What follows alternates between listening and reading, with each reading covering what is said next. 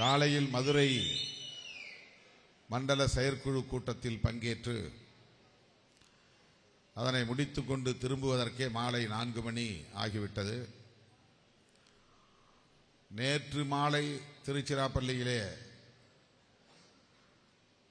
பல நிகழ்ச்சிகளில் பங்கேற்றதனால் நேற்று நடத்துவதாக இருந்த மதுரை நிகழ்ச்சியை இன்றைக்கு காலை அமர்வாக மாற்றி அமைத்து விட்டோம்.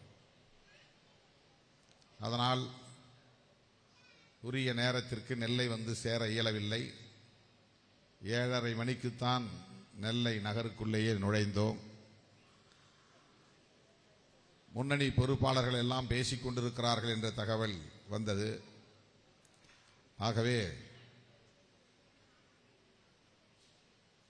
சற்று இளைப்பாறி இங்கே வந்து சேர 9 மணி ஆகிவிட்டது. எல்லா மண்டல செயற்குழு கூட்டங்களிலும் நிதியை பெற்றுக்கொண்டு அதன் பின்னர் தான் நான் உரையாற்றி வருகிறேன். நெல்லையில் சற்று மாறுபட்டு பேசிய பிறகு நிதியை பெற்றுக்கொள்ளலாம் என்று உங்கள் முன்னால் நிற்கிறேன். பணம் கொண்டு வந்தவங்க யாரும் போயிட மாட்டீங்கல்ல. பேசி முடிச்சிட்டாரு கிளம்பலாம் அப்படின்னு கிளம்பிடாதீங்க. நிதி கொண்டு வந்த தோழர்கள் காத்திருந்து கொடுத்துவிட்டு செல்ல வேண்டும். உங்களுக்கு பக்கத்திலேயே 2 மணி நேரத்திற்குள்ளாக உங்கள் வீட்டுக்கு திரும்பிவிட முடியும் அதிகபட்சம். நான் இதற்கு பிறகு கிட்டத்தட்ட 6 அல்லது 7 மணி நேரம் பயணம் செய்து நாமக்கல் போய் சேர வேண்டும். ஒவ்வொரு நாளும் இரவெல்லாம் பயணம், பகலெல்லாம் நிகழ்ச்சிகள்.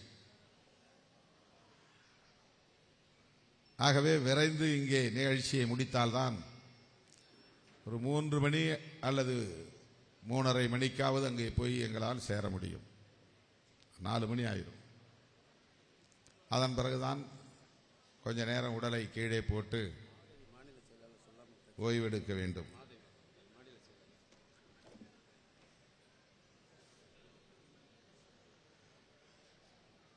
எனவே நீங்கள் கொஞ்ச நேரம் காத்திருந்து நிகழ்ச்சியை சிறப்பித்திட வேண்டும் என்று முதலில் வேண்டுகோள் விடுக்கிறேன். சில பெயர்கள் விடுபட்டு விட்டதாக கலைவேந்தன் சொல்கிறார்.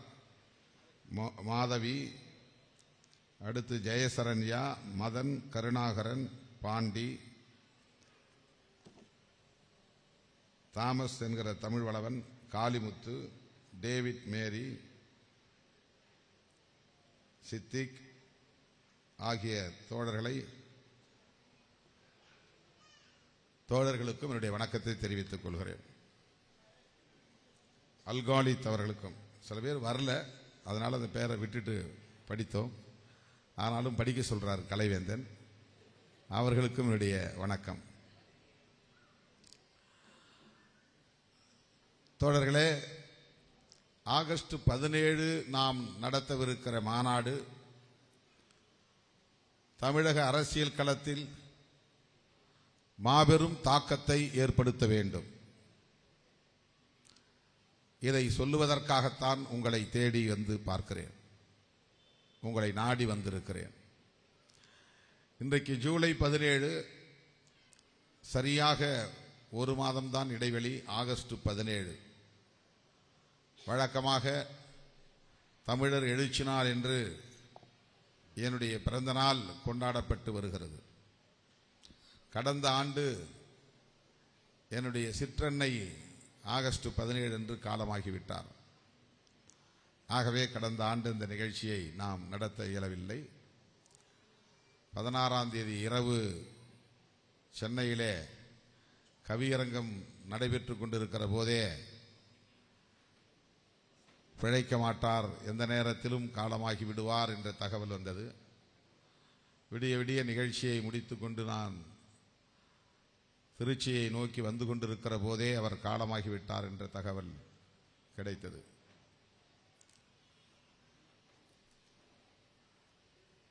ஆகவே கடந்த ஆண்டு பிறந்த நாள் நிகழ்ச்சி என்று எதுவும் நாம் நடத்தவில்லை. இந்த ஆண்டு அதே நாளில் தமிழர் எழுச்சி நாளில் தமிழ் தேசிய எழுச்சி மாநாட்டை நாம் நடத்த இருக்கிறோம். அரசியல் அரங்கத்தில் பலரும் புருவங்களை உயர்த்தி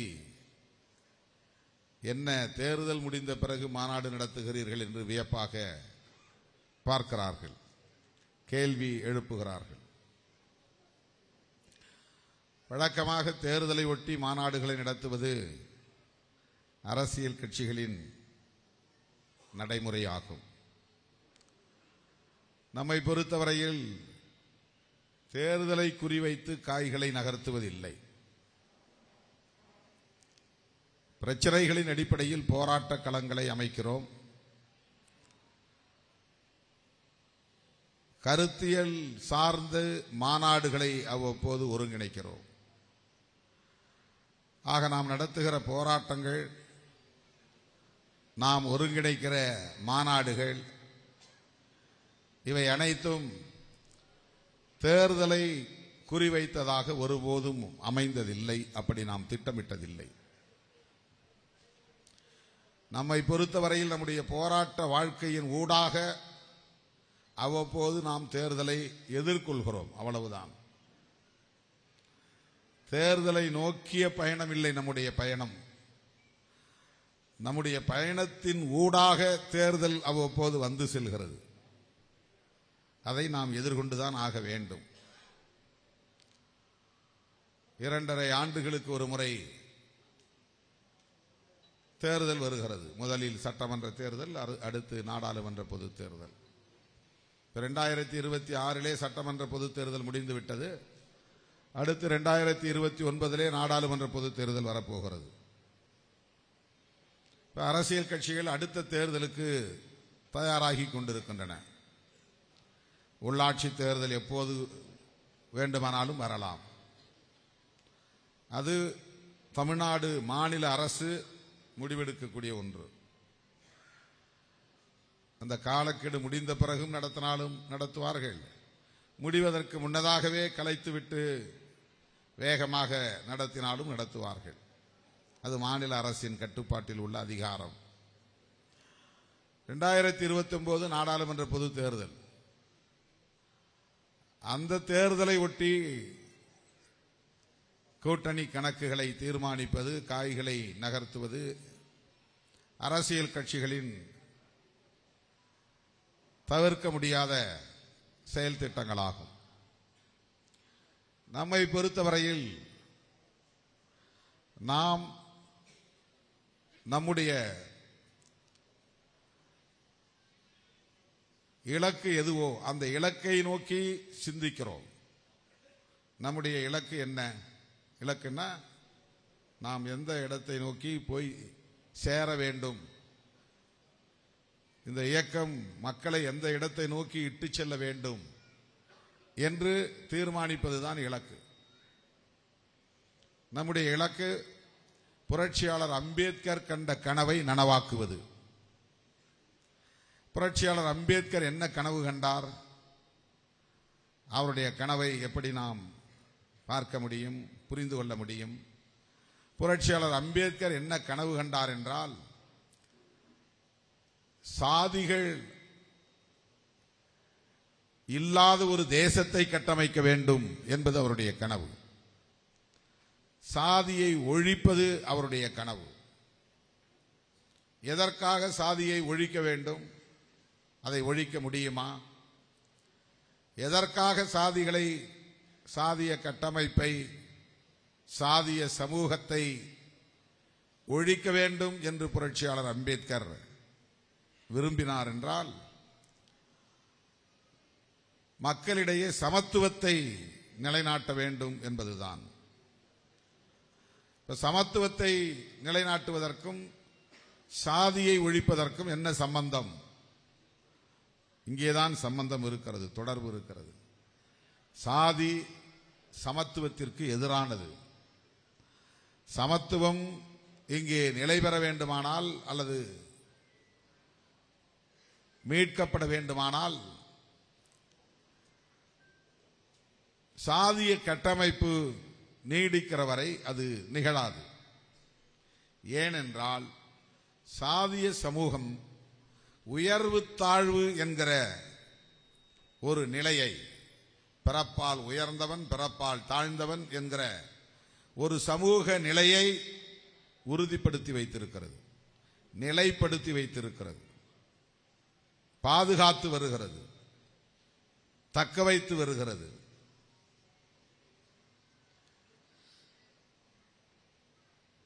பணக்காரனாக இருந்தாலும் ஏழையாக இருந்தாலும் இந்துவாக இருந்தாலும் வேறு எந்த மதத்தை சார்ந்தவனாக இருந்தாலும் ஆணாக இருந்தாலும் பெண்ணாக இருந்தாலும்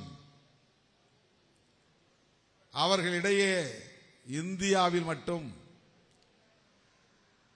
இழையோடிக்கொண்டே இருக்கிற ஒரு பொது உளவியல் இருக்கிறது. எவ்வளவு முற்போக்கான அரசியலை பேசக்கூடியவர்களாக இருந்தாலும் கூட, மனிதநேயம் உள்ளவர்களாக இருந்தாலும் கூட, ஏதாவது ஒரு புள்ளியில் சாதி உணர்வு வெளிப்படும். நான் இந்த சாதி, நீ எந்த சாதி. சாதியை தெரிந்து கொண்ட பிறகுதான் அவர்களுக்கு மனம் அமைதி பெறும். அதன் பிறகு வெவ்வேறு மாதிரி சிந்தனைகள் உருவாகும். அது வேறு. தெரியாத வரையில் அது ஒரு பெரிய போராட்டம். அவர்கள் இவன் என்ன ஆளா இருப்பான், நம்மள மாதிரியே கருப்பா இருக்கிறான், நம்மள மாதிரியே தமிழ் பேசுறான், நம்மள மாதிரியே ட்ரெஸ் பண்றான், இவன் ஸ்லாங் பார்த்தா இவன் தென் மாவட்டம் மாதிரி தெரியுது, இல்ல மேற்கு மாவட்டம் மாதிரி தெரியுது. அந்த மொழி ஸ்லாங்குன்னா பேசுற அந்த உச்சரிப்பு முறை இருக்கு இல்லையா, கோயம்புத்தூர்காரங்கன்னு ஈஸியா புரிஞ்சுக்கலாம், திருநெல்வேலிக்காரங்களை ஈஸியா புரிஞ்சுக்கலாம், மதுரைக்காரங்களை புரிஞ்சுக்கலாம், மெட்ராஸ் பாஷையை புரிஞ்சுக்கலாம். ஆனா அவனும் தமிழன் தான், நெல்லையில் இருக்கிறவனும் தமிழன் தான், கோயம்புத்தூர்ல இருக்கிறவனும் தமிழன் தான். பேசுற முறையில, உச்சரிப்பு முறையில, இந்த விழிப்பு முறையில் இந்த மாறுபாடு இருக்கும். இப்ப ஒரே மாதிரி தான் இருக்கிறோம், ஒரே மொழி தான் பேசுறோம், தோல் நிறமும் ஒன்னாதான் இருக்கு. எல்லா சாதியிலும் ஒரு ஆளை கொண்டு வந்து ஒரு இடத்துல நிப்பாட்டி, இந்தியாவை சாராத ஒரு வெள்ளைக்காரனை கொண்டு வந்து நிறுத்தி, இந்த ஆட்கள் ஏதாவது உனக்கு வேறுபாடு இருக்கா பாருப்பான்னு கேட்டா ஒரு வேறுபாடு இருக்காது. அவனுக்கு எல்லாம் கருப்பா இருக்கிறீங்கப்பா. முக்குளத்தூர்ல ஒரு ஆள், நாடார்ல ஒரு ஆள், செட்டியார்ல ஒரு ஆள், முதலியார்ல ஒரு ஆள், தலித்துகள்ல ஒரு ஆள், எல்லாத்தையும் கூட்டி உட்கார வச்சு ஒரு இடத்துல நிப்பாட்டி வெள்ளைக்காரனை கொண்டாந்து காட்டி, ஏம்பா இவங்க யாராவது உனக்கு தெரியுதா, வித்தியாசம் தெரியுதான்னா, எல்லாம் கருப்பா இருக்கிறீங்க, ஒரே மாதிரி இருக்கிறீங்க, என்ன அதுல வேறுபாடு இருக்கு அப்படின்னு சொல்லுவான். ஆனா அவங்கள போய் கேட்டதான், அவனும் நானும் ஒரே மாதிரி இருந்தாலும் அவன் வேற நாங்க வேற, இவனுக்குள்ள மட்டும்தான் இருக்கு.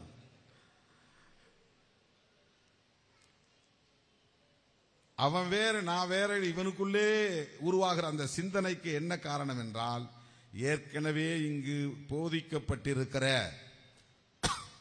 சமூகம் தொடர்பாக நிறுவப்பட்டிருக்கிற பொது உளவியல், ஒரு ஜெனரல் சைக்காலஜி, அது ஒரு மைண்ட் செட். ஒரே மேடையில் சேர் போட்டு உட்கார்ந்து இருந்தாலும் கூட அவன் வேற இவன் வேற, அந்த ரெண்டு சேரும் ஒட்டிக்கிட்டு இருக்கும். ஆனா நடுவில் ஒரு சீன பெருஞ்சவரே இருக்கும், ஒரு மிகப்பெரிய நெடுஞ்சவரே இருக்கும். அவனால உளவியலா ஒட்ட முடியாது. கை குலுக்குவான், ரெண்டு கையும் பிடிச்சிருக்கும், ஆனா ரெண்டு கையும் பிடிச்சிருக்காது, ஒட்டி இருக்காது, உளவியலா ஒட்டி இருக்காது. மார்போடு அணைப்பா, ஆனா ரெண்டு பேரும் மார்போடு அணைக்க மாட்டான், உளவியலா அணைக்க முடியாது. என்னதான் இருந்தாலும் அது அப்படியே உறுத்திக்கிட்டே இருக்கும். இவன் என்ன ஆளு, இவன் என்ன ஆள், இவன் நம்ம ஆள் இல்ல. இந்த நம்ம ஆளுன்னு கண்ட பிறகு அவன் சற்று அமைதியாயிருவான். ஆனா அதுலயும் நீ வேற நான் வேற, என் தகுதி என்ன உன் தகுதி என்ன, நான் எவ்வளவு பெரிய பங்களாவில் குடியிருக்கிறேன், நீ என்ன உன் வாழ்க்கை என்ன வாழ்க்கை, நீ கூலிக்காரன், ஒரே சாதின்னு கண்டுபிடிச்ச பிறகு அங்கேயும் ஒரு பாகுபாடு இருக்கும். இந்த உளவியலை கண்டு நொந்து நூலாகி போனவர் யார் என்றால் புரட்சியாளர் அம்பேத்கர் அவர்கள். என்னையா இப்படி ஒரு டிஸ்கிரிமினேஷன் இந்த சமூகத்துக்குள்ள, உயர்வு தாழ்வு, இதுல பிராமணர்கள் தனியா, அவன் என்ன, அவங்க தோலும் நம்ம தோலும் ஒரு காலத்திலும் ஒன்னாகாது, ரிசம்பிளன்ஸ் இருக்காது. ஸ்கின் டோன் இருக்கு இல்லையா, அது ஆகாது. ஜீனே வேற, அது வேற ஜீன், இது வேற ஜீன். உடம்புல இருக்கிற டிஎன்ஏ இருக்கு இல்லையா, ரத்தத்தில், அது வேறு இது வேறு. மனித குலத்தில் இந்த வேறுபாடு இருக்கிறது, தவிர்க்க முடியாது. அவர்களுக்கு என்ன உளவியல்னா, இவன் எல்லா சாதிகளை விடவும் நான் மேலான சாதி, அவங்களுக்கு மேல சாதி கிடையாது. அவங்க உளவியல் அப்படி கட்டமைக்கப்பட்டிருக்கு. அவன் கோயிலில் மணி அடிக்கிற வேலையை செஞ்சாலும், சாதாரண ஒரு ஏழை பார்ப்பன குடும்பத்திலே பிறந்திருந்தாலும், அவன் மனசுக்குள்ள நான் திருமாவளவனை விட பெரிய ஆள் அப்படிங்கிற ஒரு உளவியல் இருக்கும். திருமாவளவன் எம்ஏ பிஎல் பிஹெச்டி படித்திருந்தாலும், பல லட்சக்கணக்கான மக்களை கொண்ட ஒரு பேர் இயக்கத்தின் தலைவராக இருந்தாலும், நாடாளுமன்ற உறுப்பினராக இருந்தாலும், அவன் தலித்தியா, நாங்க வேற, அவன் வேற. இந்த உளவியல் இந்திய சமூக கட்டமைப்பில் தான் இதை பார்க்க முடியும். எனவேதான் புரட்சியாளர் அம்பேத்கர் லட்சக்கணக்கான நூல்களை படித்த ஒரு பேர் ஆசான், பேர் அறிவாளன். வெறும் சிலபஸ் மட்டும் படிச்சுட்டு டாக்டரேட் வாங்கினவர் இல்லை. லட்சக்கணக்கான நூல்களை படித்த பேரறிவாளன் புரட்சியாளர் அம்பேத்கர் எப்படியாவது ஒரு புதிய இந்தியாவை உருவாக்க வேண்டும் என்று கனவு கண்டார். சமத்துவ இந்தியாவை உருவாக்க வேண்டும், அதுதான் புரட்சியாளர் அம்பேத்கரின் கனவு. நம்முடைய இலக்கும் சமத்துவ இந்தியாவை உருவாக்க வேண்டும் என்பதுதான். எதிர்வரும் உள்ளாட்சி தேர்தல் இல்லை, அடுத்து வரும் நாடாளுமன்ற பொது தேர்தல் இல்லை, 2031 வருகிற சட்டமன்ற பொது தேர்தல் இல்லை. ஏதோ ஒரு கூட்டணி, ஏதோ சில இடங்கள், ஏதோ வெற்றி தோல்வி, அது பிரச்சனை இல்லை. 2 4வது, 4 8வது, 8 16வது என்பது அல்ல பிரச்சனை. மக்கள் எத்தகைய மாற்றத்திற்கு உள்ளாகி இருக்கிறார்கள், நாம் எந்த தாக்கத்தை ஏற்படுத்தி இருக்கிறோம், மக்களிடையே சமத்துவம் மலர்வதற்கான ஏற்பாட்டை எந்த அளவுக்கு நாம் செய்திருக்கிறோம், அதுதான் முக்கியம், அதுதான் நம்முடைய இலக்கு. அதனால்தான் நாம் தொடர்ச்சியாக போராட்ட களங்களில் நிற்கிறோம். இது போன்ற மாநாடுகளையும் அவ்வப்போது நடத்தி கொண்டே இருக்கிறோம். மாநாடுகள் நடத்துவது என்னவென்றால், இது ஒரு எஜுகேட்டிவ் ப்ராசஸ், அதாவது கருத்தியல் சார்ந்து மக்களிடத்திலே தொடர்ந்து சொல்லிக்கொண்டே இருக்கிற, போதித்துக் கொண்டே இருக்கிற வாய்ப்பை உருவாக்கும் களம் இது. மது மற்றும் போதைப்பொருள் ஒழிப்பு மாநாடு என்றவுடன் அது எவ்வளவு பெரிய டிபேட், எவ்வளவு பெரிய விவாதத்திற்கு உள்ளானது. இவரை ஏன் கூப்பிடுறீங்க, அவரை ஏன் கூப்பிடுறீங்க, திருமாவளவன் அதை தப்பு பண்ணிட்டார், இதை தப்பு பண்ணிட்டார், அவர் மாநில அரசு கிட்ட கோரிக்கை வைக்கல, இந்திய ஒன்றிய அரசு கிட்ட கோரிக்கை வைக்கிறார், ஆளுங்கட்சியான திமுகவையே கொண்டு வந்து மேடையில் உட்கார வைக்கிறார். எதையாவது பேசு, பேசிக்கொண்டே இரு. சிறுத்தைகளை பற்றி பேசு, சிறுத்தைகள் பேசும் அரசியலை பேசு, சிறுத்தைகள் முன்வைக்கும் கருத்தியலை உரையாடலுக்கு உட்படுத்து. டிபேட் நடந்து கொண்டே இருக்க வேண்டும். எனக்கு என்ன பலன் என்பதல்ல, நான் பேசும் அரசியல் எத்தகைய தாக்கத்தை ஏற்படுத்துகிறது என்பதுதான் என்னுடைய வெற்றி, இந்த இயக்கத்தின் வெற்றி, சிறுத்தைகளின் வெற்றி, அம்பேத்கரின் அரசியலுக்கான வெற்றி.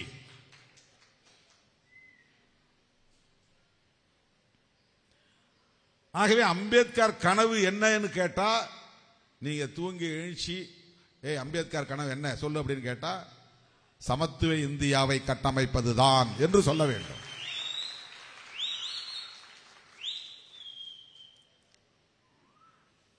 கனவுன்னா தூங்கும் போது வர்றதுதானே, அவர் தூங்கும் போது கண்ட கனவு உனக்கு எப்படி தெரியும் அப்படின்னு கேட்கறவனு இருக்கிறான். இது மாதிரி அறிவுஜீவிகளும் இருக்கிறார்கள். தமிழீழம் எங்கள் கனவு அப்படின்னு நான் சொல்லிட்டேன். உடனே அதை எப்படி கனவுன்னு சொல்லலாம் அப்படின்னு சில பேர் கிளம்பிட்டான். அப்துல் கலாம் கனவு காணுங்கள்னாரு. அப்படின்னா எந்த நேரம் தூங்கிக்கிட்டே இருங்கன்னு அர்த்தம். 24 மணி நேரம் தூங்குங்க, கனவு காணலாம் என்றா பொருள்? உன்னுடைய லட்சியம் என்னவென்பதை நீ தீர்மானித்து அதை நடைமுறைப்படுத்துவதற்கு, எட்டுவதற்கு, வெற்றி பெறுவதற்கு, நிறைவேற்றுவதற்கு செயல் திட்டங்களை தீட்டு, தீவிரமாக ஈடுபாட்டுடன் செயலாற்று. இதுதான் அதற்கு பொருள். ஆகவே விடுதலை சிறுத்தைகளின் நோக்கம் என்பது, இலக்கு என்பது அடுத்தடுத்து வருகிற தேர்தல்களை எதிர்கொள்வது அல்ல. அதையும் எதிர்கொள்ள வேண்டிய தேவை இருக்கிறது, எதிர்கொள்கிறோம். எம்எல்ஏக்களை உருவாக்குவது, எம்பிக்களை உருவாக்குவது அல்ல, அதுவும் தேவைப்படுகிறது. அதனால் உருவாக்குவதில் ஈடுபாடு காட்டுகிறோம். சாதாரண மக்களை அரசியல் படுத்துவது, எளிய மக்களை அமைப்பாக்குவது. வீட்டில் உட்காராத, வா சிறுத்தைன்னு வா, வெளியே வா, நீலம் சிவப்பு துண்டு எடுத்து தோல்ல போடு, விடுதலை சிறுத்தைன்னு சொல்லு, மாநாடுகளில் வந்து பார், தலைவர்கள் ஆற்றுகிற உரையை கேள், அந்த சொற்றொடர்களை எல்லாம் நீங்கள் உள்வாங்குங்கள். அங்க வந்தா அறிமுகமாகும் நிறைய புதிய புதிய சொற்கள், அரசியல் கலை சொற்கள். இதுவெல்லாம் தான் மக்கள் மத்தியில் ஒரு மகத்தான சிந்தனைக்கு இடம் கொடுக்கும். அம்பேத்கர் என்பது வெறும் சொல் இல்லை, அது மாபெரும் உயிர் இயக்கம். அது ஒரு மகத்தான அரசியல் இயக்கம். அது எப்படி விடுதலை சிறுத்தைகள் கட்சி அப்படிங்கிறது ஒரு அமைப்பின் பெயரோ, அதுபோல் ஒரு சமூக மாற்றத்திற்கான அமைப்பின் பெயர் அம்பேத்கர். அது ஒரு இயக்கத்தின் பெயர். அம்பேத்கர் என்றாலே அது ஒரு இயக்கம், அது ஒரு ஆற்றல், அது ஒரு கருத்தியல், அது ஒரு மாற்றத்திற்கான உந்து விசை. அது ஒரு விசை. அம்பேத்கர் என்றாலே அது ஒரு விசை. பெரியார் என்றால் அது ஒரு ஆற்றல். மாமேதை மார்க்ஸ் என்றால் அது ஒரு தத்துவ அடையாளம், அது தத்துவ இயக்கம். அது இதையெல்லாம் நம்முடைய பிள்ளைகள், அடுத்தடுத்து வருகிற வாரிசுகள் முதலில் இந்த பெயர்களை உச்சரிக்க நாம் கற்றுத்தர வேண்டும். இந்த மாமனிதர்களின் பெயர்களை உச்சரிக்க வேண்டும். அவர்களின் அரசியலை அவர்கள் உள்வாங்குவதற்கு வழிவகை செய்து தர வேண்டும். இப்படித்தான் மெல்ல மெல்ல சமூகத்தில் மாற்றத்தை உருவாக்குவதற்கான சூழலை கனிய வைக்க முடியும். ஒரு தனிநபர் எம்எல்ஏ ஆவதனால், மந்திரி ஆவதனால் பெரிய மாற்றங்கள் நிகழ்ந்து விடுவதில்லை. அதுவும் தேவை. நாங்கள் ஒரு சக்தி என்பதை காட்டுவதற்கான ஒரு தேவை. அது பேசுற முறையில், உச்சரிப்பு முறையில், இந்த விழிப்பு முறையில் இந்த மாறுபாடு இருக்கும். இப்ப ஒரே மாதிரி தான் இருக்கிறோம், ஒரே மொழி தான் பேசுறோம், தோல் நிறமும் ஒன்னாதான் இருக்கு. எல்லா சாதியிலும் ஒரு ஆளை கொண்டு வந்து ஒரு இடத்துல நிப்பாட்டி, இந்தியாவை சாராத ஒரு வெள்ளைக்காரனை கொண்டு வந்து நிறுத்தி, இந்த ஆட்கள் ஏதாவது உனக்கு வேறுபாடு இருக்கா பாருப்பான்னு கேட்டா ஒரு வேறுபாடு இருக்காது. அவனுக்கு எல்லாம் கருப்பா இருக்கிறீங்கப்பா. முக்குளத்தூர்ல ஒரு ஆள், நாடாறுல ஒரு ஆள், செட்டியார்ல ஒரு ஆள், முதலியார்ல ஒரு ஆள், தலித்துகள்ல ஒரு ஆள், எல்லாத்தையும் கூட்டி உட்கார வச்சு ஒரு இடத்துல நிப்பாட்டி வெள்ளைக்காரனை கொண்டாந்து காட்டி, ஏம்பா இவங்க யாராவது உனக்கு தெரியுதா, வித்தியாசம் தெரியுதான்னா, எல்லாம் கருப்பா இருக்கிறீங்க, ஒரே மாதிரி இருக்கிறீங்க, என்ன இதுல வேறுபாடு இருக்கு அப்படின்னு சொல்லுவான். ஆனா அவங்கள போய் கேட்டதான், அவனும் நானும் ஒரே மாதிரி இருந்தாலும் அவன் வேற நாங்க வேற, இவனுக்குள்ள மட்டும்தான் இருக்கு.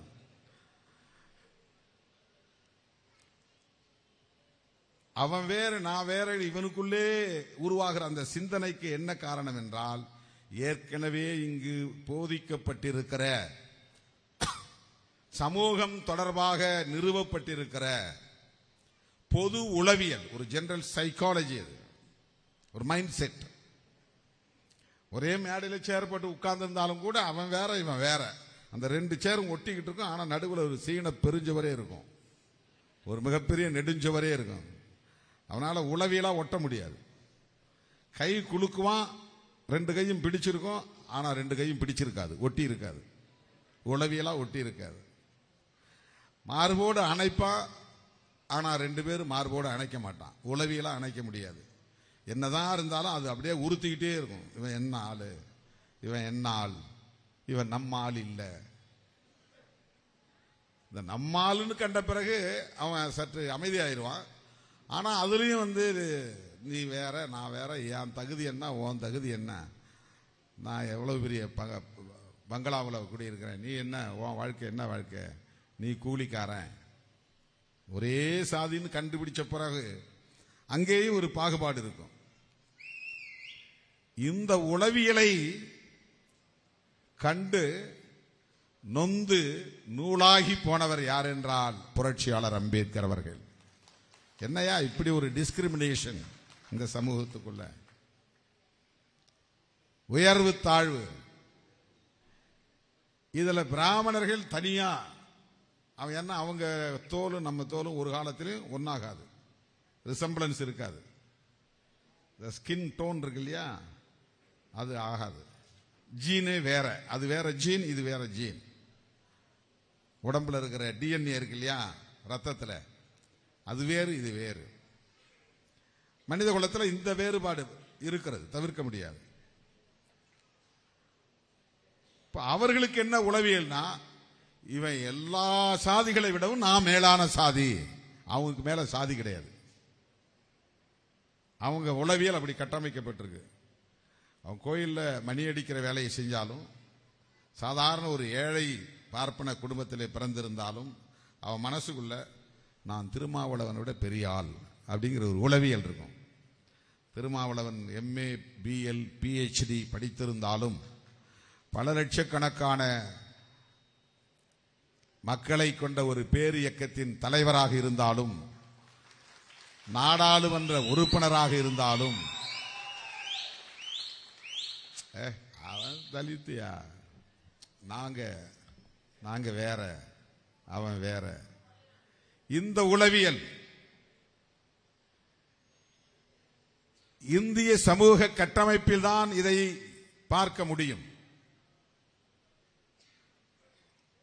எனவேதான் புரட்சியாளர் அம்பேத்கர் லட்சக்கணக்கான நூல்களை படித்த ஒரு பேராசான், பேரறிவாளன்.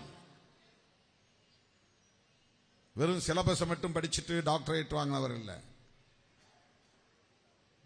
லட்சக்கணக்கான நூல்களை படித்த பேரறிவாளன் புரட்சியாளர் அம்பேத்கர்.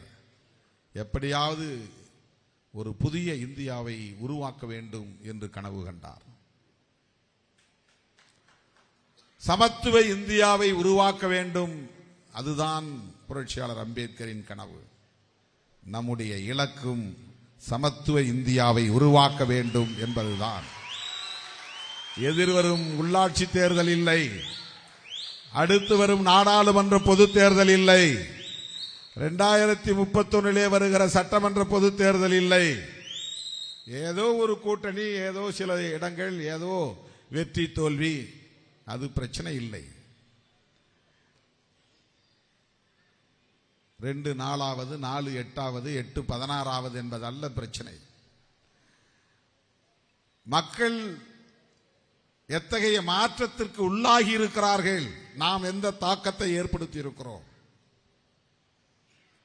மக்களிடையே சமத்துவம் மலர்வதற்கான ஏற்பாட்டை எந்த அளவுக்கு நாம் செய்திருக்கிறோம், அதுதான் முக்கியம், அதுதான் நம்முடைய இலக்கு. அதனால்தான் நாம் தொடர்ச்சியாக போராட்ட களங்களில் நிற்கிறோம். இது போன்ற மாநாடுகளையும் அவ்வப்போது நடத்தி கொண்டே இருக்கிறோம். மாநாடுகள் நடத்துவது என்னவென்றால், இது ஒரு எஜுகேட்டிவ் ப்ராசஸ், அதாவது கருத்தியல் சார்ந்து மக்களிடத்திலே தொடர்ந்து சொல்லிக்கொண்டே இருக்கிற, போதித்துக் கொண்டே இருக்கிற வாய்ப்பை உருவாக்கும் களம் இது. மது மற்றும் போதைப்பொருள் ஒழிப்பு மாநாடு என்றவுடன் அது எவ்வளவு பெரிய டிபேட், எவ்வளவு பெரிய விவாதத்திற்கு உள்ளானது.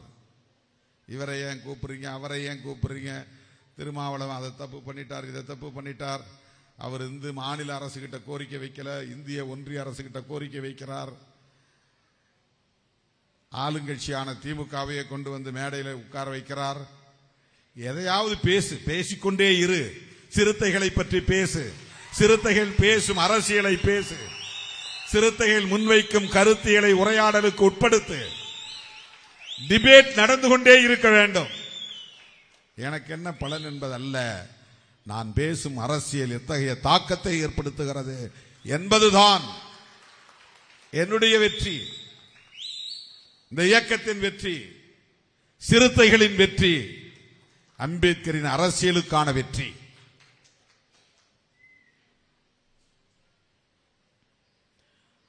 ஆகவே அம்பேத்கர் கனவு என்னன்னு கேட்டா, நீங்க தூங்கி எழுச்சி அம்பேத்கர் கனவு என்ன சொல்லு அப்படின்னு கேட்டா, சமத்துவ இந்தியாவை கட்டமைப்பதுதான் என்று சொல்ல வேண்டும்.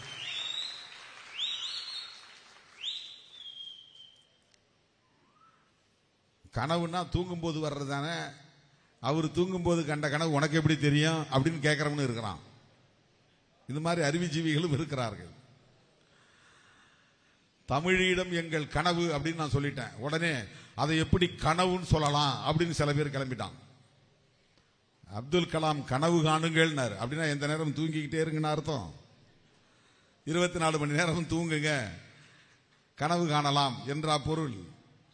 உன்னுடைய லட்சியம் என்னவென்பதை நீ தீர்மானித்து அதை நடைமுறைப்படுத்துவதற்கு, எட்டுவதற்கு, வெற்றி பெறுவதற்கு, நிறைவேற்றுவதற்கு செயல் திட்டங்களை தீட்டு, தீவிரமாக ஈடுபாட்டுடன் செயலாற்று. இதுதான் அதற்கு பொருள். ஆகவே விடுதலை சிறுத்தைகளின் நோக்கம் என்பது, இலக்கு என்பது அடுத்தடுத்து வருகிற தேர்தல்களை எதிர்கொள்வது அல்ல. அதையும் எதிர்கொள்ள வேண்டிய தேவை இருக்கிறது, எதிர்கொள்கிறோம். எம்எல்ஏக்களை உருவாக்குவது, எம்பிக்களை உருவாக்குவது அல்ல, அதுவும் தேவைப்படுகிறது. அதனால் உருவாக்குவதில் ஈடுபாடு காட்டுகிறோம். சாதாரண மக்களை அரசியல் படுத்துவது, எளிய மக்களை அமைப்பாக்குவது. வீட்டில் உட்காராத, வா சிறுத்தைன்னு வா, வெளியே வா, நீலம் சிவப்பு துண்டு எடுத்து தோல்ல போடு, விடுதலை சிறுத்தைன்னு சொல்லு, மாநாடுகளில் வந்து பார், தலைவர்கள் ஆற்றுகிற உரையை கேள், அந்த சொற்றொடர்களை எல்லாம் நீங்கள் உள்வாங்குங்கள். அங்க வந்தா அறிமுகமாகும் நிறைய புதிய புதிய சொற்கள், அரசியல் கலை சொற்கள்.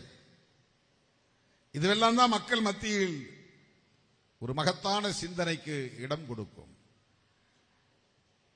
அம்பேத்கர் என்பது வெறும் சொல் இல்லை, அது மாபெரும் உயிர் இயக்கம். அது ஒரு மகத்தான அரசியல் இயக்கம். அது எப்படி விடுதலை சிறுத்தைகள் கட்சி அப்படிங்கிறது ஒரு அமைப்பின் பெயரோ, அதுபோல் ஒரு சமூக மாற்றத்திற்கான அமைப்பின் பெயர் அம்பேத்கர். அது ஒரு இயக்கத்தின் பெயர். அம்பேத்கர் என்றாலே அது ஒரு இயக்கம், அது ஒரு ஆற்றல், அது ஒரு கருத்தியல், அது ஒரு மாற்றத்திற்கான உந்து விசை. அது ஒரு விசை. அம்பேத்கர் என்றாலே அது ஒரு விசை. பெரியார் என்றால் அது ஒரு ஆற்றல். மாமேதை மார்க்ஸ் என்றால் அது ஒரு தத்துவ அடையாளம், அது தத்துவ இயக்கம். அது இதையெல்லாம் நம்முடைய பிள்ளைகள், அடுத்தடுத்து வருகிற வாரிசுகள் முதலில் இந்த பெயர்களை உச்சரிக்க நாம் கற்றுத்தர வேண்டும். இந்த மாமனிதர்களின் பெயர்களை உச்சரிக்க வேண்டும். அவர்களின் அரசியலை அவர்கள் உள்வாங்குவதற்கு வழிவகை செய்து தர வேண்டும். இப்படித்தான் மெல்ல மெல்ல சமூகத்தில் மாற்றத்தை உருவாக்குவதற்கான சூழலை கனிய வைக்க முடியும். ஒரு தனிநபர் எம்எல்ஏ ஆவதனால், மந்திரி ஆவதனால் பெரிய மாற்றங்கள் நிகழ்ந்து விடுவதில்லை. அதுவும் தேவை. நாங்கள் ஒரு சக்தி என்பதை காட்டுவதற்கான ஒரு தேவை அது. ஊடக வெளிச்சம் நம் மீது படுவதற்கான ஒரு தேவை அது. 35 வருஷத்துக்கு முன்னாடி பேசியது தான் இப்ப நான் பேசுறேன். அன்றைக்கு என் மீது ஊடக வெளிச்சம் படவில்லை. இந்த வீடியோ, டிவி, யூடியூப் சேனல் யாரும் வந்து என்ன பார்க்கல, வந்து நீ என்ன சொல்றீங்க இதை பத்தி கருத்து சொல்லுங்கன்னு கேட்கல. அப்போது இதுதான் பேசினேன், இதே அரசியலைத்தான் பேசினேன். இப்போதுதான் பல பேருக்கு அது புதுசா தெரியுது. ஒரு பத்திரிகையாளர் கேட்டார் திருச்சிராப்பள்ளி விமான நிலையத்தில், என்ன திடீர்னு தமிழ் தேசியம் பேச ஆரம்பிச்சிட்டீங்க? பாவம், அவர் புதுசு, ஊடகத்துறைக்கு புதுசு, அரசியலுக்கு புதுசு. நான் அவருக்கு புதுசு. நான் பழைய ஆளு என்பதே அவருக்கு தெரியவில்லை. அதுதான் பிரச்சனை. ஏன்னா நம்மை ஒரு பொருட்டாகவே அவர்கள் எடுத்துக்கொள்ளாத காலம் அது. நம்முடைய குரல் யார் செவிகளிலும் எட்டாத காலம் அது. ஊடக வெளிச்சம் நம் மீது படாத காலம் அது. தமிழ் தேசியம் என்பதை ஒரு இயக்கத்தின் அடிப்படை கொள்கையாக இந்த இயக்கத்தின் கொடியை அறிவித்த போதே, அறிவித்தவன் திருமாவளவன். அப்ப எனக்கு 27 வயசு. எனக்கு எந்த பின்புலமும் கிடையாது. எனக்கு எந்த பெரிய அறிவுஜீவி ஆதரவு வட்டமும் இல்லை, வளையமும் இல்லை. இதை இப்படி செய்யுங்க, இதை இப்படி செய்யுங்கன்னு சொல்றதுக்கு எனக்கு யாராலும் கிடையாது. இந்த இயக்கத்தின் கொடி வடிவமைக்கப்பட்ட போது கூட தன்னந்தனி ஆளாக நான் விவேகானந்தா காலனியில் ஒரு வாடகை வீட்டில் அமர்ந்து ஒரு வெள்ளைத்தாளிலே சாதாரண ஸ்கெட்ச் பென்சில் வைத்துக்கொண்டு, அந்த பேனாவை வைத்துக்கொண்டு வரைந்து வரைந்து பார்த்து இறுதியாக முடிவு செய்ததுதான் இந்த இருவண்ண கொடி. நீலம், சிவப்பு, நடுவிலே நட்சத்திரம், உள்ளே பாயும் வேங்கை என்கிற கொடி, பாயும் சிறுத்தை என்கிற கொடி.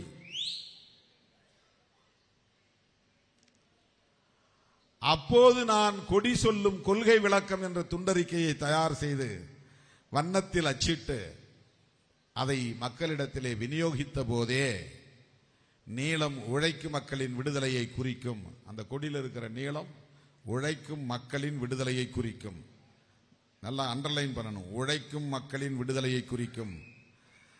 தலித் மக்களின் விடுதலையை குறிக்கும் எழுதல. அல்லது எனக்குன்னு ஒரு சமூக அடையாளம் இருக்கு, இந்த சமூகத்தில் தவிர்க்க முடியாதது, அந்த குறிப்பிட்ட சாதி மக்களின் விடுதலையை குறிக்கும் அப்படின்னு நான் சொல்லல. உழைக்கும் மக்களின் விடுதலையை குறிக்கும். அந்த இடத்துல தமிழர் விடுதலையை குறிக்கும் கூட நான் எழுதல. இன அடையாளம் இல்ல, சாதி அடையாளம் இல்ல, மத அடையாளம் இல்ல. உழைக்கும் மக்கள் என்றால் இந்தியா முழுவதும் பொருந்தக்கூடிய சொல், உலகம் முழுவதும் பொருந்தக்கூடிய சொல். சாதாரணமா போய் அன்றன்றைக்கு உழைத்து கஞ்சி காய்ச்சி குடிக்கிற சாதாரண மக்கள், அது எந்த சாதியாயிருந்தாலும், எந்த மதமாயிருந்தாலும், எந்த மொழியை பேசக்கூடிய தேசிய இனமாக இருந்தாலும், எந்த மாநிலத்தை சார்ந்தவர்களாக இருந்தாலும், வட இந்தியராக இருந்தாலும், தென்னிந்தியராக இருந்தாலும், யாராயிருந்தாலும் உழைக்கிற மக்களின் விடுதலையை குறிக்கும். இது எப்போ? 1991.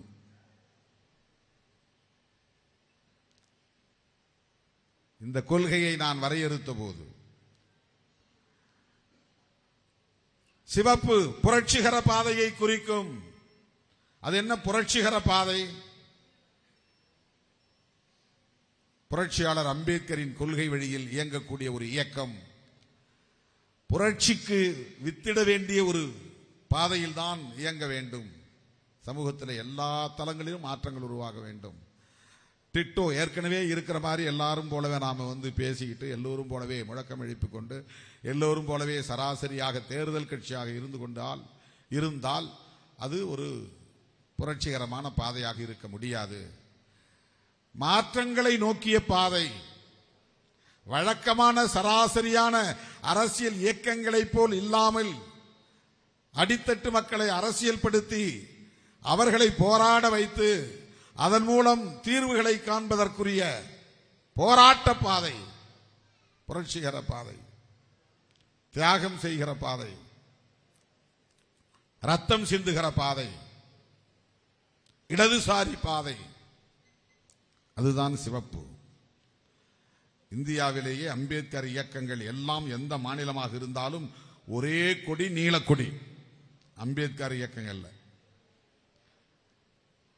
அம்பேத்கர் பெயரை சொல்லிக் கொள்ளுகிற சாதிய சங்கங்கள் வெவ்வேறு கொடிகளை உருவாக்குவார்கள். ஆனால் அம்பேத்கர் இயக்கமாகவே தொடங்குகிறவர்கள் நீலக்கொடியை தான் பிடிப்பார்கள். இது இந்தியா முழுவதும். கேரளா போனாலும் நீலக்கொடியை பார்க்கலாம், கர்நாடகா போனாலும் நீலக்கொடியை பார்க்கலாம், மகாராஷ்டிரா போனாலும் நீலக்கொடியை பார்க்கலாம், உத்தரப்பிரதேசம் போனாலும் நீலக்கொடியை பார்க்கலாம். அவங்க சாதியை கடந்து அம்பேத்கரை மட்டும் உயர்த்தி பிடிப்பவர்கள். அம்பேத்கரை ஏற்றுக்கொண்ட அத்தனை பேரும் நீலக்கொடியை வைத்திருந்தார்கள். சில பேர் தம்ம சக்கரத்தை போட்டுருவாங்க, சில பேர் அம்பேத்கர் படத்தை வைப்பாங்க, சில பேர் அதுல இந்தியாவை போடுவாங்க. இப்படிதான் சின்ன சின்ன சேஞ்ச் இருக்கும். ஆனா நல்ல டார்க் ப்ளூ, அதுதான் அம்பேத்கருக்கான வண்ணம். அந்த நீலத்தோடு சரிபாதி சிவப்பை சேர்த்த முதல் இயக்கம் விடுதலை சிறுத்தைகள் கட்சி. சேர்த்தவன் திருமாவளவன். அதிலே நடுவில் மையத்தில் இரு வண்ணங்களுக்கும் பொதுவான இடத்தில் இரண்டையும் இணைக்கிற வடிவத்தில் ஒரு நட்சத்திரம். அது 5 முனைகளை கொண்டிருக்கும். அந்த நட்சத்திரம் விடிவெள்ளி. விடிவெள்ளி என்றால் விடிய போகிறது என்று அடையாளப்படுத்துகிற வெள்ளி. வெள்ளின்னா தமிழ்ல வெள்ளின்னா நட்சத்திரம் பேர். நட்சத்திரங்கிறது வடமொழி சொல். விண்மீன் அப்படின்னு சில பேர் சொல்லுவாங்க. ஆனா மக்கள் அதை வெள்ளி அப்படிம்பாங்க. மக்களுடைய மொழியில வெள்ளி. விடிவெள்ளி. கொஞ்ச நேரத்தில் விடிவெள்ளி தெரிஞ்சா டான்னு விடிய போகுதுன்னு அர்த்தம். விடிவெள்ளி தெரிஞ்சா விடிகிறது கொஞ்ச நேரத்துக்கு முன்னால தெரியாது. ஆகவே விடிய போகிறது என்பதை உணர்த்துகிற வடிவம் தான் நடுவிலே இருக்கிற நட்சத்திரம் என்கிற விடிவெள்ளி. அதுக்குள்ள பாயும் சிறுத்தை போட்டிருந்த இல்ல, அதை எடுத்துட்டேன் இடையில. ஏன்னா அதை கொடிய நீங்களே உருவாக்க முடியல, அது பிரிண்ட் போட்டாதான் வரும். அதனால நீங்களே உருவாக்கிக்கிறதுக்கு ஏதுவா உள்ள ஒரு சிறுத்தை வேண்டாம், நாமே சிறுத்தை அப்புறம் உள்ளேயேன் சிறுத்தை என்பதனால் சிறுத்தைகளின் கைகளிலேயே கொடி இருக்கிற போது அது சிறுத்தை கொடிதான். சோழ மன்னன் ஏந்திய கொடி புலிக்கொடி என்றால் அன்றைய கரிகால் பெருவளத்தான் திருமாவளவன் ஏந்திய கொடி புலிக்கொடி. இன்றைய உங்களில் ஒருவன், உங்கள் வீட்டு பிள்ளை திருமாவளவன் உருவாக்கியது சிறுத்தை கொடி. அதுல சிறுத்தை பாயும் சீற்றத்துடன் கூடிய சிறுத்தையை போட்டு முதல்ல அறிமுகப்படுத்தணும். அப்புறம் இதை சிம்பிளிசிட்டியா சிம்பிளிஃபை பண்ணணும், எளிமையாக்கணும். அவங்க கொடியை உருவாக்கிக்கணும். இதுல கூட இப்ப நட்சத்திரம் இருக்கிறது கொஞ்சம் சிரமம் தான் உங்களுக்கு. நட்சத்திரம் இல்லைன்னா 2 வண்ணத்தை மட்டும் சேர்த்து தச்சுட்டா கொடி. இப்ப நட்சத்திரம் இருக்கிறது, நட்சத்திரம் தனியா கட் பண்ணி தைக்கணும். டெய்லருக்கு வேலை. கொடியை தைக்கிறதுக்கு இலகுவாக இருக்க வேண்டும் என்பதற்காக உள்ளே இருக்கிற சிறுத்தையை நீக்கிவிட்டோம். இப்ப நீலம் சிவப்பு நட்சத்திரம் நடுவில், அதில் 5 முனை இருக்குல்ல, இந்த 5 முனையும் ஒரு கொள்கையை குறிப்பது, கொள்கை திசை வழியை குறிப்பது. 1 சாதி ஒழிப்பு, 2 தமிழ் தேசியம், 3 பெண் விடுதலை, 4 பாட்டாளி வர்க்க விடுதலை, 5 ஏகாதிபத்திய எதிர்ப்பு. இதுக்குள்ள அடங்கிருச்சு அரசியலே, மொத்த அரசியல் அடங்கிருச்சு. இதை தாண்டி வேற ஒன்றும் பெரிய கருத்தியல் களம் கிடையாது. சாதி ஒழிப்பு என்பதை பலர் ஏற்றுக்கொள்வார்கள், உடன்பாடாக அதை உள்வாங்கிக் கொள்வார்கள். ஆனால் இயக்கத்தின் மேனிபெஸ்டோ என்கிற அரசியல் அறிக்கையில் அடிப்படை முழக்கமாக முன்வைப்பதில்லை. அப்படி ஒரு இயக்கத்தின் அடிப்படை கொள்கை முழக்கமாக வைத்த இயக்கம் விடுதலை சிறுத்தைகள் கட்சி. ஏன்னா நாங்கள் அம்பேத்கரின் பிள்ளைகள்.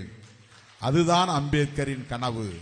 சாதியை ஒழித்துதான் இங்கே பாட்டாளி வர்க்கத்தையும் இணைக்க முடியும். சாதியை ஒழித்தால்தான் இங்கே தேசிய இனங்களை ஒருங்கிணைக்க முடியும். சாதியை ஒழித்தால்தான் பெண் விடுதலையையும் வென்றெடுக்க முடியும். சாதியை ஒழித்தால்தான் சமூக விடுதலை அல்லது மக்கள் விடுதலை அல்லது தேச விடுதலை அல்லது இன விடுதலை.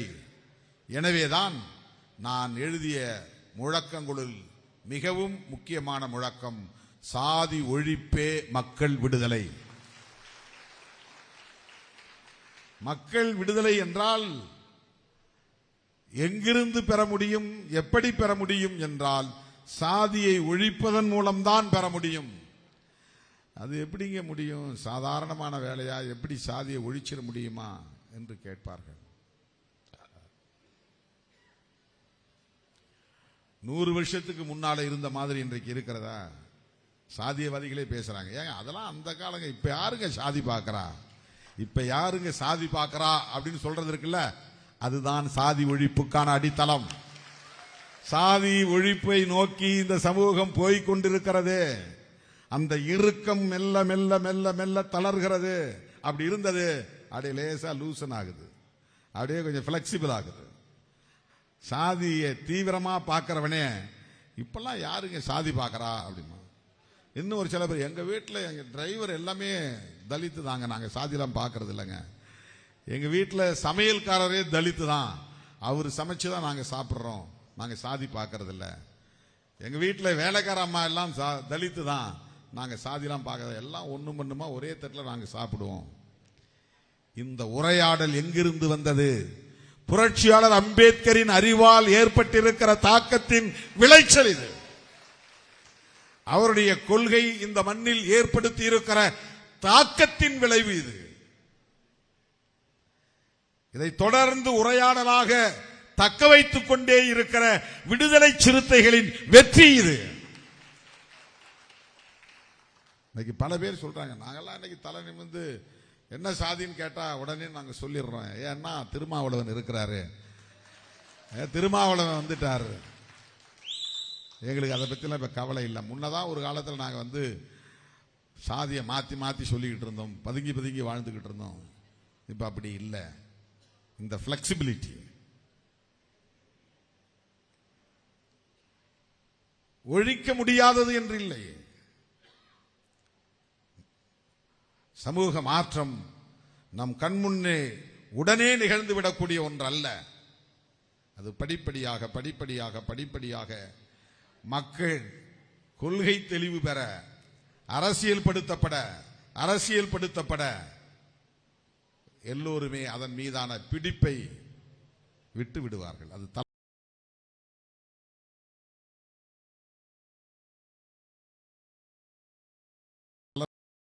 சாதி ஒழிப்பே மக்கள் விடுதலை. சாதி ஒழிப்பு எப்படி ஒரு முக்கியமான முதன்மையான அடிப்படையான முழக்கமோ அதை போல தமிழ் தேசியம் இது எப்போ 35 வருஷத்துக்கு முன்னால் திருமாவளவன் இயக்கத்தின் கொள்கையாக வரையறுத்திருக்கிறான். அதை தெரியாத அந்த ஊடகவியலாளர் என்னங்க இப்ப நீங்க திடீர்னு தமிழ் தேசியம் பேச ஆரம்பிச்சிட்டுங்கன்னு கேட்கிறார். இப்ப திடீர்னு தமிழ் தேசியம் பேசுறவங்க தான் புதுசு, திருமாவளவன் ரொம்ப ரொம்ப பழசு. இதுல என்ன பிரச்சனைன்னா, அவர்கள் பேசுகிற தமிழ் தேசியத்திற்கும் நாம் பேசுகிற தமிழ் தேசியத்திற்கும் மிகப்பெரிய வேறுபாடு இருக்கிறது. என்ன வேறுபாடு? அவர்கள் சாதி ஒழிப்பை பற்றி பேச மாட்டார்கள், சாதி பெருமையை பேசக்கூடியவர்கள். அதை குடிப்பெருமை என்று மாற்றிக்கொண்டிருக்கிறார்கள். உன் சாதி என்னன்னு தெரிஞ்சா நீ தமிழனா இல்லையான்னு தெரிஞ்சிரும். இப்ப நாயுடுன்னு சொன்னா நீ தெலுங்க, நீ தமிழன் இல்ல, தமிழ்நாட்டில் தான் இருக்கிற, 500 வருஷம் ஆச்சு, 1000 வருஷம் ஆச்சு, நீ தமிழன் இல்லை. நாடார்னு சொன்னா நீ தமிழன் தான். அதுக்காக சாதி வேணும். சாதியை சொல்லாம மறைச்சு நீ இயக்கத்துக்குள்ள ஊடுருவி விடுவ. அப்ப கன்னடனும் தெலுங்கனும் உள்ள நுழைந்தா தமிழ் தேசியம் வளராது. இது அவங்க கண்டுபிடிச்சிருக்கிற கண்டுபிடிப்பு, மாபெரும் கண்டுபிடிப்பு.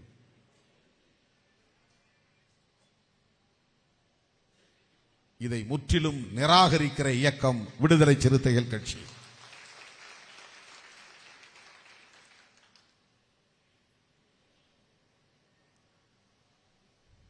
பிறமொழி வெறுப்பு தமிழ் தேசியத்திற்கான அடித்தளம் இல்லை. பிறமொழி பேசும் இனத்தவரை பகையாக நிறுத்துவது தமிழ் தேசியத்தின் தேவையில்லை. அது திரிபுவாதம். சில பேர் அந்த மாதிரி பேசிட்டு இருக்கிறாங்க. அறிவுஜீவிகளே அப்படி பேசுறாங்க. அது எப்படி அவங்களால இங்க தமிழ் தேசியம் என்று எடுத்துட முடியும்?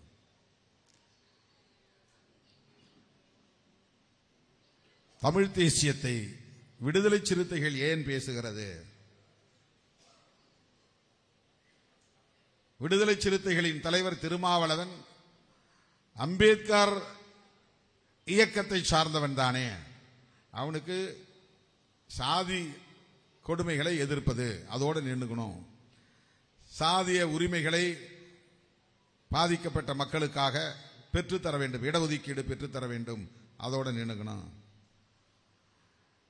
இவனுக்கு எதுக்கு காவிரி நீர் பிரச்சனை? இவனுக்கு எதுக்கு தமிழீழ பிரச்சனை? இவனுக்கு எதுக்கு பார்ப்பனிய எதிர்ப்பு பிரச்சனை? இவன் ஏன் தமிழ் தேசியம் பேசணும்? இவன் எதுக்கு பாட்டாளி வர்க்கத்தை பற்றி பேசணும்? இவன் எதுக்கு ஏகாதிபத்தியத்தை எதிர்க்கணும்? இதுவெல்லாம் அவர்களின் பார்வையாக இருக்கிறது, விமர்சனமாக இருக்கிறது. ஏனென்றால் அவர்கள் சாதி வளையத்தை தாண்டி சிந்திப்பதில்லை. ஆகவே திருமாவளவன் இந்த குறிப்பிட்ட சாதியை சார்ந்தவன் என்பதனால் அந்த சாதிக்கான பிரச்சனைகளை பற்றி மட்டுமே பேச வேண்டும். அதை தாண்டி சிந்திக்க கூடாது, செயல்படக்கூடாது. இது அவர்களின் புரிதல், நம்முடைய பிழை அல்ல. இது அவர்களின் புரிதல். விடுதலை சிறுத்தைகள் அம்பேத்கரின் கொள்கைகளை முன்னிறுத்துகிறது என்பது மறுக்க முடியாத உண்மைதான். ஆனால் அம்பேத்கரே அனைத்து தரப்பு மக்களின் மேம்பாட்டுக்காக பாடுபட்ட மாமனிதர் என்பதை இன்னும் அவர்களால் புரிந்து கொள்ள முடியவில்லையே. ஒரு புதியதொரு தேசத்தை நிர்மாணிப்பதற்காக தம் வாழ்வை ஒப்படைத்துக் கொண்ட ஒரு மாபெரும் தலைவர் என்பதை அவர்களால் புரிந்து கொள்ள முடியவில்லையே. அதுதான் பிரச்சனை. இல்லைன்னா அம்பேத்கர் கால் மேல கால் போட்டு உட்கார்ந்து இருக்கிறாரு, அது எங்க தெருவுக்கு நேரம் அவர் கால் இருக்குது, அதனால சிலையை திறக்க கூடாது.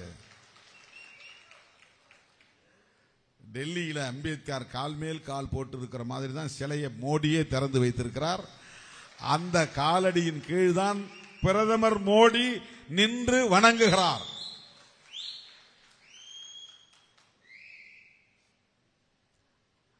அதை நான் பெருமிதத்தோடு சொல்லவில்லை. இந்த புரிதல் மோடி போன்றவர்களுக்கே இருக்கிறது.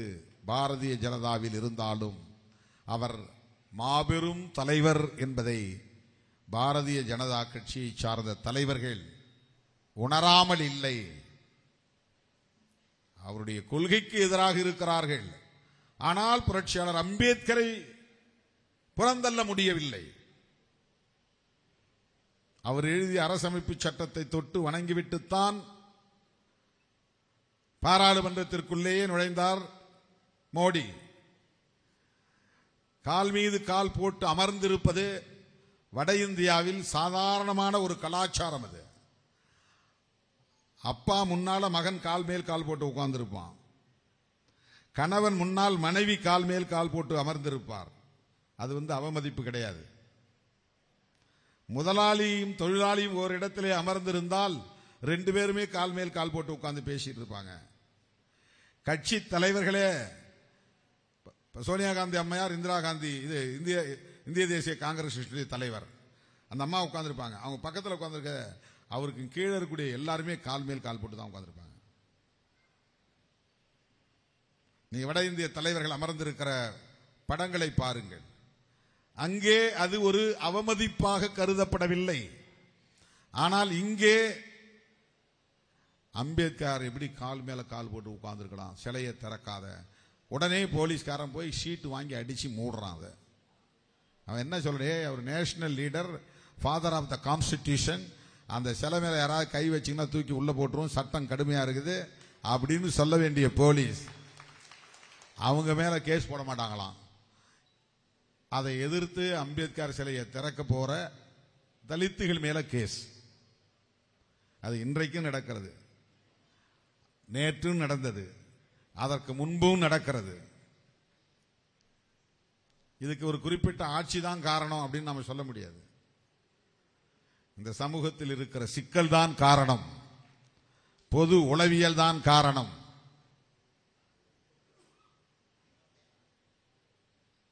இதை நாம் புரிந்து கொள்ள வேண்டும். அதை சொல்றதுக்கு ஆள் இல்லை. ரிசர்வ்டு சீட்னா தலித்துகள் மட்டும்தான் போட்டியிட முடியும். நீ போராட்டம் நடத்தினாலும் அதை மாற்ற முடியாது. நீ போராட்டம் நடத்துவது வேஸ்ட் அப்படின்னு சொல்றதுக்கு ஆள் இல்லை. அதனால மேலவளவு படுகொலை நடந்துச்சு. இப்ப ஒரு ஊர்ல 2 பேர் செத்துட்டாங்க. பாடியை வாங்க மாட்டேன்னு தம்பிங்க பிரச்சனை பண்ணாங்க. நான் போன்ல போனேன். நம்ம தம்பிங்க அதை லைவ்ல போட்டாங்க. ஸ்பீக்கர் போட்டு கேட்டுக்கிட்டு இருக்கும்போது லைவ்ல போட்டாங்க. அதை எடுத்து சோசியல் மீடியாவில் எனக்கு எதிரான விமர்சனங்கள். நான் அந்த கூட்டத்தில் என்ன சொன்னேன்னா, பிராக்டிக்கலா பேசணும். நான் சொன்னேன், யார் ஆட்சியில் இருந்தாலும் அதுதான் சொல்லியிருப்பேன். என்ன சொன்னேன்னா, போஸ்ட்மார்ட்டம் பண்ணாதான் அடுத்த கட்டத்தை நோக்கி நகர முடியும். பாடியை வச்சுக்கிட்டு எங்களுக்கு இதை செய் அதை செய் அப்படின்னு சொல்ல முடியாது. உடம்புல எக்ஸ்டர்னல் இன்ஜூரிஸ், வெளிப்புற காயங்கள் எதுவுமே இல்லை. அப்ப அதை கொலை வழக்கா போலீஸால மாற்றவே முடியாது. 174 CRPC போட்டு சந்தேக மரணம் அப்படின்னு ஒரு வழக்கு பதிவு பண்ணி பாடியை எடுத்து போஸ்ட்மார்ட்டம் பண்ணி அதிலிருந்து வரக்கூடிய முடிவுகளை வச்சுதான் காவல்துறையினரால் ஒரு வழக்கை தீர்மானகரமாக பதிவு செய்ய முடியும். இதுதான் பிராக்டிக்கல், நடைமுறை சாத்திய கூறு. அதை நான் சொன்னேன், தம்பி நீங்க இப்போ வச்சுட்டு போராடிட்டு இருக்கீங்க, ரைட், முதல்ல போஸ்ட்மார்ட்டத்துக்கு அனுப்புங்க. போஸ்ட்மார்ட்டம் அனுப்பாம நம்ம எதையுமே பேச முடியாது. அதை வச்சுக்கிட்டு நம்ம பிரச்சனை பண்ண வேண்டாம். போஸ்ட்மார்ட்டம் பண்ணும்போது நாம சில கண்டிஷன் போடலாம்.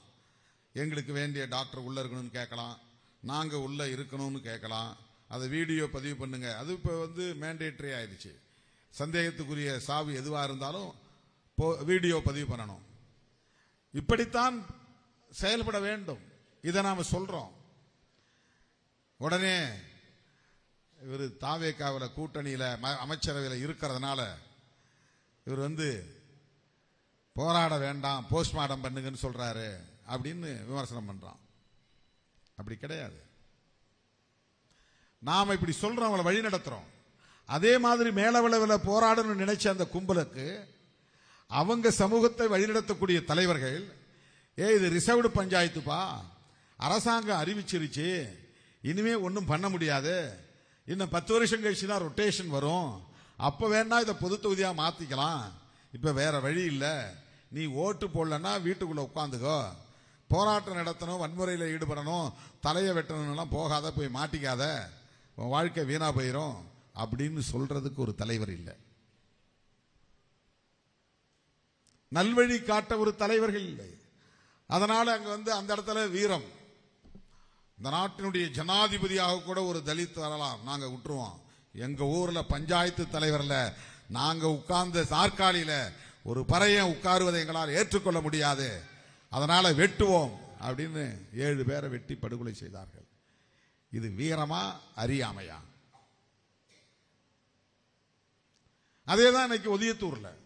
அங்க புத்திமதி சொல்றதுக்கு ஆள் கிடையாது. எத்தனையோ இடங்களை எப்படி சொல்ல முடியும்?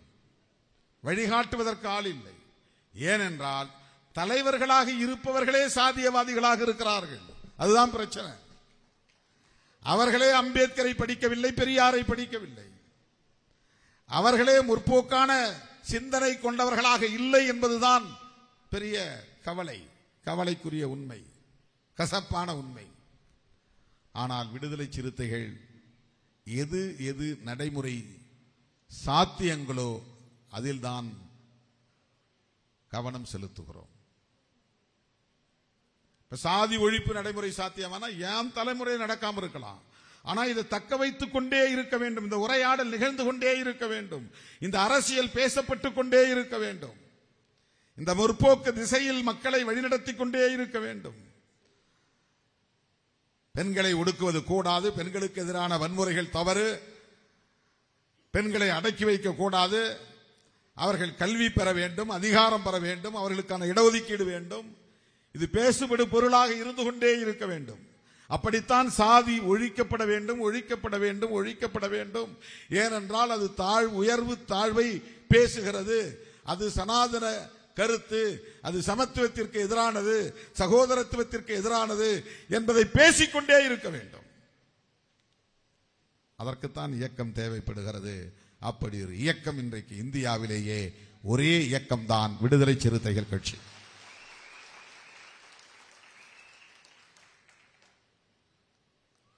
அதிலே நாம் பேசுகிற கொள்கைகளிலே ஒன்றுதான் தமிழ் தேசியம். நாங்கள் பேசும் மொழி எங்கள் தாய்மொழி தமிழ். இந்த தமிழுக்கென்று ஒரு நீண்ட நெடிய பாரம்பரியம் உண்டு. எங்கள் முன்னோர்கள் எப்போது தோன்றினார்கள் என்று எங்களுக்கு வரலாறு தெரியவில்லை. அவர்கள் எப்போது இருந்து இந்த மொழியை பேசத் தொடங்கினார்கள் என்பதற்கு எங்களிடத்திலே சான்றுகள் இல்லை. அவ்வளவு தொன்மை வாய்ந்தது, அவ்வளவு தொன்மை வாய்ந்தது. அவர்கள் பேசிய தமிழை இன்றைக்கும் நாங்கள் பேசிக்கொண்டே இருக்கிறோம். நாங்கள் ஒரு இனமாக இன்றைக்கு பரிணாமம் அடைந்திருக்கிறோம். எங்களுக்குள் சாதி வேறுபாடுகள் இருக்கலாம், எங்களுக்குள் மத வேறுபாடுகள் இருக்கலாம், எங்களுக்குள் பொருளாதார வேறுபாடுகள் இருக்கலாம். ஆனால் நாங்கள் தமிழர்கள், தமிழை தாய்மொழியாக கொண்டவர்கள், தமிழ்நாடு என்கிற மாநிலத்தை சார்ந்தவர்கள், அந்த கலாச்சாரத்தை பின்பற்றக்கூடியவர்கள், தமிழ்நாட்டிலேயே இந்த மண்ணிலேயே பிறந்து வளர்ந்து வாழ்ந்து வருபவர்கள். இந்த மண்ணுக்கென்று ஒரு வரலாறு இருக்கிறது, இந்த மண்ணுக்கென்று ஒரு கலாச்சாரம் இருக்கிறது. இதை பாதுகாக்க நாங்கள் விரும்புகிறோம். எனவே எங்கள் மீது பிற மொழியை திணித்து எங்கள் தலைமுறையை பாழாக்கி விடாதீர்கள். இந்த மொழி அழிவதற்கு இடம் கொடுக்க மாட்டோம், எங்கள் வரலாறு அழிவதற்கு இடம் கொடுக்க மாட்டோம், எங்கள் கலாச்சாரம் அழிவதற்கு இடம் கொடுக்க மாட்டோம் என்று போராடுவதற்கான ஒரு அரசியல் தான் தமிழ் தேசியம். நாம் பேசும் தமிழ் தேசியம். தமிழ் தேசியத்தை இன்னொரு வகையிலும் பார்க்கலாம். தேசம் என்ற ஒன்று இருந்தால்தான் தேசியம் என்ற ஒரு கருத்தாக்கம் உருவாக முடியும். ஆக தமிழ் தேசியம் என்றால் தமிழ் தேசம் வேண்டும். தமிழ் தேசம் என்றால் இந்தியாவுக்குள் நாங்கள் இருக்க மாட்டோம், தனியாக நாங்கள் இருப்போம், எங்களுக்கு தனிநாடு வேண்டும் என்ற கோரிக்கை வைப்பது தமிழ் தேசியத்தின் தீவிரமான ஒரு நிலைப்பாடு. அதற்கு அரசமைப்பு சட்டத்தை ஏற்க மாட்டோம், இந்திய நாடாளுமன்ற ஜனநாயகத்தை ஏற்க மாட்டோம், இந்த தேர்தல் முறையில் எங்களுக்கு நம்பிக்கை இல்லை, நாங்கள் நாடாளுமன்ற தேர்தலில் நிற்க மாட்டோம், சட்டமன்ற தேர்தலில் நிற்க மாட்டோம், உங்கள் சட்டத்திற்கு நாங்கள் அடிபணிய மாட்டோம், எங்கள் நாட்டை நாங்கள் வென்றெடுக்கிற வரையில், தனியே பிரித்தெடுக்கிற வரையில் நாங்கள் ஆயுதம் தாங்கிய போராட்டம் நடத்துவோம் என்றெல்லாம் பேசுவது ஒரு தேசியம். தமிழ்நாட்டில் அப்படி பேசிய ஒரு தலைவர் இருந்தார். அவர் அழித்தொழிக்கப்பட்டு விட்டார். ஆட்சியாளர்களால், உளவுத்துறையினரால். அவர் எங்கள் ஊரை சார்ந்த பொன்பரப்பி தமிழரசன். தமிழ்நாடு தனிநாடு ஆக வேண்டும் என்ற கனவுகளை சுமந்தவர் அவர். அண்ணன் பிரபாகரன் அவர்கள் அப்படி தமிழீழம் தனி தேசமாக வேண்டும் என்று 400 காலம் உலக நாடுகளே அதிரும் அளவுக்கு, அதிர்ச்சி அடையக்கூடிய அளவுக்கு, அஞ்சும் அளவுக்கு படை நடத்தியவர். ஆனாலும் அந்த போராட்டமும் நசுக்க பெற்றுவிட்டது. ஆகவே தேசியம் என்பது தனிநாடு கோரிக்கையை உச்சபட்சமாக கொண்ட ஒன்று. அதுதான் முதல் படி. அதுதான் உண்மையான தேசியவாதமாகவும் இருக்க முடியும். ஆனால் விடுதலை சிறுத்தைகள் இந்திய அரசமைப்பு சட்டத்தை ஏற்றுக்கொண்டிருக்கிறது. இந்திய அரசமைப்பு சட்டத்தின்படி இந்தியாவை ஒரு தேசமாக ஏற்றுக்கொள்கிறது. இந்தியாவை ஒரு தேசமாக ஏற்றுக்கொள்ளுகிற போது தமிழர் உட்பட பல தேசிய இனங்கள் இந்த மண்ணிலே உள்ளனர். அவர்கள் மாநில அரசுகளை உருவாக்கி நடத்தி வருகிறார்கள் என்பதை ஏற்றுக்கொள்கிறது.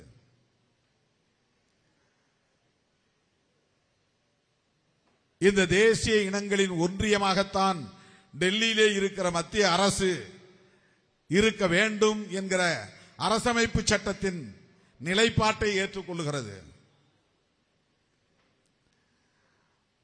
ஒவ்வொரு மொழிக்குமான பாரம்பரியம் பாதுகாக்கப்பட வேண்டும். ஒரு மொழியின் மீது இன்னொரு மொழியை திணிக்க கூடாது.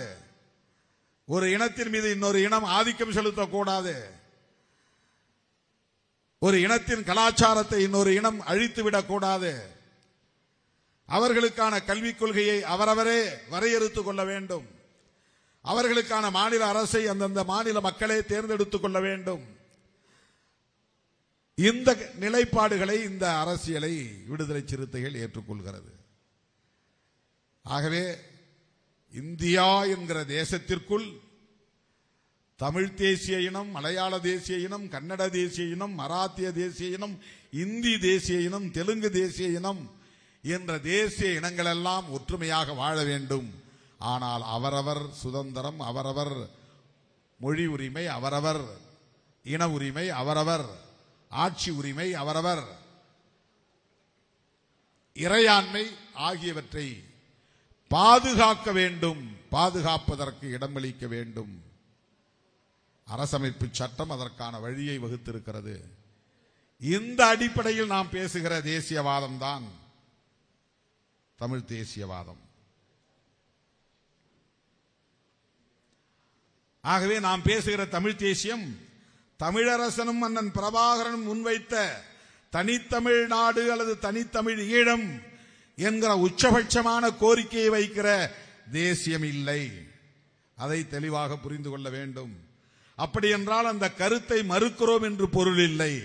அங்கே அதற்கான சூழல் இருந்தது, படை கட்டுகிற வாய்ப்பு இருந்தது, வென்றெடுக்கக்கூடிய நிலை இருந்தது. 1/4 நூற்றாண்டு காலம் இந்த போராட்டத்தை வெற்றிகரமாக முன்னெடுக்க முடிந்தது. அது வேறு. இந்தியாவில் ஒரே ஒரு இயக்கம் கூட, தனிநாடு கோரிய இயக்கம், 1/4 நூற்றாண்டு காலம் பயணிக்க முடிந்ததில்லை. காலிஸ்தானாக இருந்தாலும் அல்லது வடகிழக்கு மாகாணங்களில் இன்றைக்கும் ஆயுதம் ஏந்தி போராடுகிற இயக்கங்களாக இருந்தாலும்,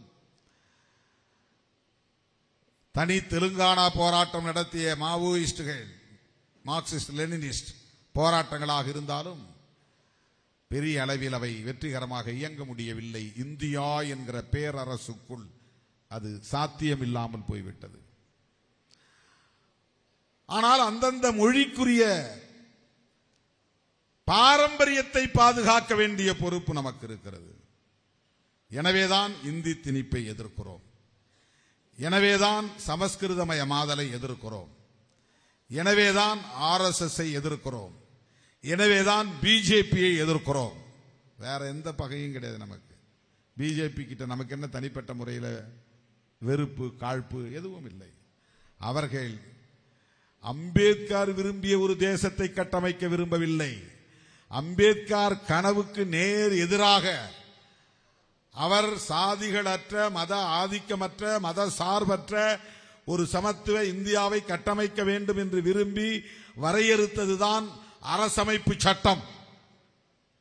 ஆனால் பாரதிய ஜனதா அரசமைப்பு சட்டத்தை தொட்டு கும்பிட்டுக் கொண்டே, புரட்சியாளர் அம்பேத்கரை மதித்து வணங்கிக் கொண்டே, அவருக்கு நேர் எதிராக மதசார்புள்ள ஒரு இந்தியாவை கட்டமைப்பதற்கு துடிக்கிறார்கள். மதவழி தேசியத்தை கட்டமைக்க துடிக்கிறார்கள். அதன் மூலம் சாதியத்தை தக்க வைக்க விரும்புகிறார்கள். சாதியத்தை தக்க வைப்பதன் மூலம் சமத்துவம் இல்லாத ஒரு இந்தியாவை தக்க வைக்க விரும்புகிறார்கள். எனவேதான் பாஜகவை, RSS-ஐ, சங் பரிவார் அமைப்புகளை கொள்கை அடிப்படையில் எதிர்க்கிறோம். வேற என்ன அவங்களுக்கு நமக்கு பங்கு தகராறா என்ன? வரப்பு தகராறா என்ன? கூட்டணி தகராறா என்ன? ஒன்றும் கிடையாது. அவர்கள் அம்பேத்கருடைய கனவுக்கு நேர் எதிரான செயல் திட்டங்களை கொண்டிருக்கிறார்கள். அம்பேத்கர் வகுத்தளித்த அரசமைப்பு சட்டம் சகோதரத்துவத்தை பேசுகிறது, சமத்துவத்தை பேசுகிறது. ஆனால் அவர்கள் விரும்புகிற இந்தியாவில் சகோதரத்துவம் இருக்க முடியாது, சமத்துவம் இருக்க முடியாது. ஏனென்றால் அவர்கள் சாதிய கட்டமைப்பை உறுதிப்படுத்துகிற இந்துத்துவ தேசியவாதத்தை உயர்த்தி பிடிக்கிறார்கள். எனவே புதிய இந்தியாவை அவர்களும் உருவாக்க துடிக்கிறார்கள். அதுதான் சனாதன இந்தியா. புரட்சியாளர் அம்பேத்கரும் புதிய இந்தியாவை கட்டமைக்க விரும்பினார். அதுதான் சமத்துவ இந்தியா. நாம் விரும்பும் இந்தியா, அந்த இந்தியாவுக்குள்ளே எல்லா மொழிகளும் சமத்துவமாக நடத்தப்பட வேண்டும். இந்தி மொழி மட்டுமல்ல, அந்த இந்தியாவிலே எல்லா தேசிய இனங்களும் சமத்துவமாக நடத்தப்பட வேண்டும். இந்தி பேசுகிறவர்கள் மட்டுமல்ல. இப்போது நம்முடைய இலக்கு புரிகிறதா? நாம் சென்று சேர வேண்டிய இலக்கு எதுவென்று இதன் மூலம் உங்களால் புரிந்து கொள்ள முடியும். அந்த இலக்கை நோக்கி பயணப்படுகிற நமக்கு இத்தகைய மாநாடுகள் தவிர்க்க முடியாத தேவைகளாக உள்ளன. ஆகவேதான் இது தேர்தல் நேரமா தேர்தல் இல்லாத நேரமா என்று அல்ல நமக்கு பிரச்சனை. ஒவ்வொரு வாய்ப்பையும் கருத்தியல் களமாக ஆக்குவதற்கு நாம் திட்டமிடுகிறோம். அப்படிப்பட்ட திட்டங்களில் ஒன்றுதான் தோழர்களே ஆகஸ்ட் 17 தமிழ் தேசிய எழுச்சி மாநாடு. தென் மாவட்டங்களில் இருந்து லட்சக்கணக்கான சிறுத்தைகள் அணிதிரண்டு வர வேண்டும். சென்னைக்கு வர வேண்டுமானால் நீங்கள் 10 மணி நேரத்திற்கு மேலாக பயணிக்க வேண்டும். அதனால்தான் உங்களுக்கு வசதியாக, உங்களுக்கு தோதாக, உங்களுக்கு ஏதுவாக விழுப்புரத்தை தாண்டி திருச்சிக்கு அருகே உளுந்தூர்பேட்டையில் இந்த மாநாட்டை நடத்துகிறோம். பாதி தூரம்தான், சென்னைக்கு வர வேண்டியதில்லை. உளுந்தூர்பேட்டையிலே தமிழகத்தின் மைய பகுதியாக இருக்கிற திருச்சி, அதற்கு அருகே உள்ள உளுந்தூர்பேட்டையை தேர்வு செய்திருக்கிறோம்.